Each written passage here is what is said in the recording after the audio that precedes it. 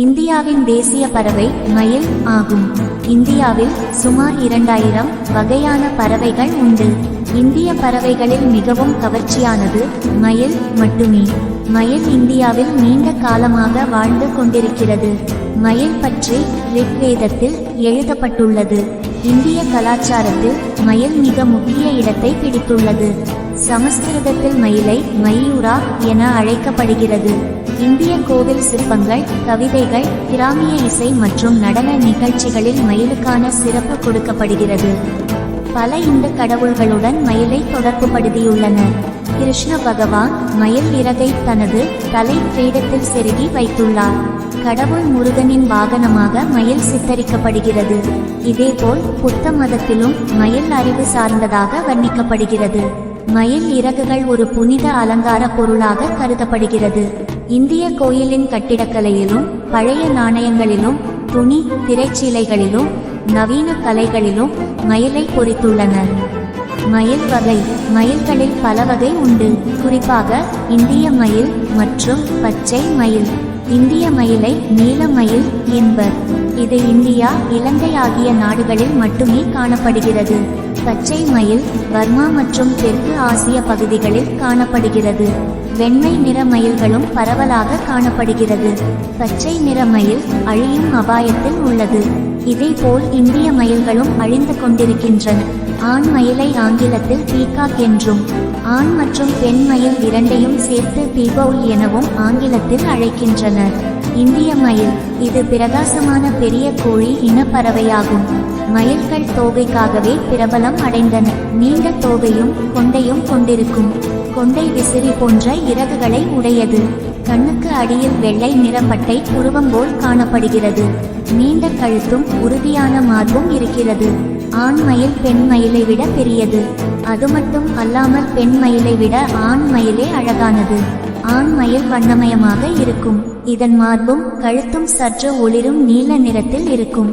ஆண் மயிலுக்கு நீண்ட தோகை இருக்கும். இது பெண் மயிலை கவர்ந்து இழுப்பதற்காக தோகையை விரித்தாடும்.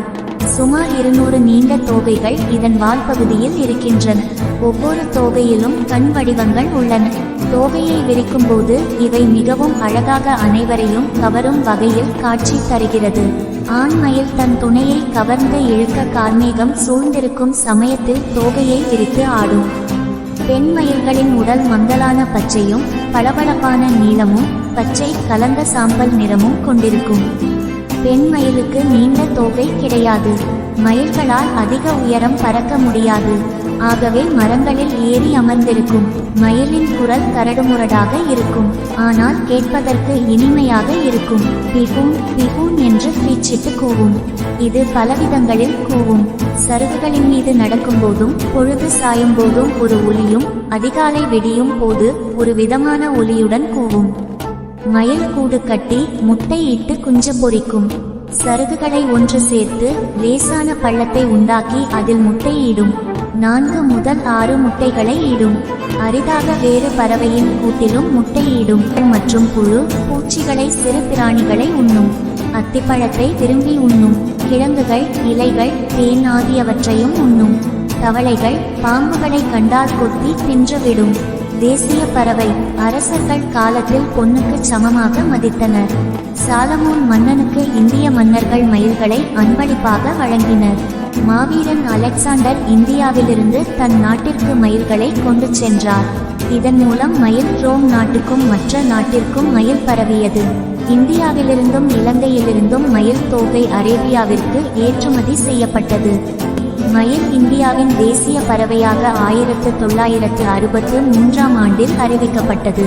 எனினும் மயிலை வேட்டையாடப்படுவதாலும் அது வழித்தடத்தின் பரப்பளவு குறைவதாலும் இந்த இனம் அழிந்து கொண்டிருக்கிறது.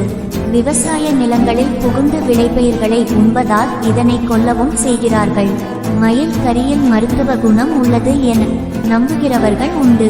இதனாலும் இதனை கொன்று உண்கின்றனர். மயில் கரியில் மருத்துவ குணம் உள்ளது என்பது தவறான மூட நம்பிக்கை. மயில்களை பாதுகாக்க 1972ஆம் ஆண்டில் ஒரு சட்டத்தை அரசு இயற்றியுள்ளது. இந்தியாவில் மயிலை வேட்டையாடுவது தண்டனைக்குரிய குற்றமாகும். மயிலை பாதுகாப்பது நமது தேசிய கடமை என்பதை மறந்து விடாதீர்.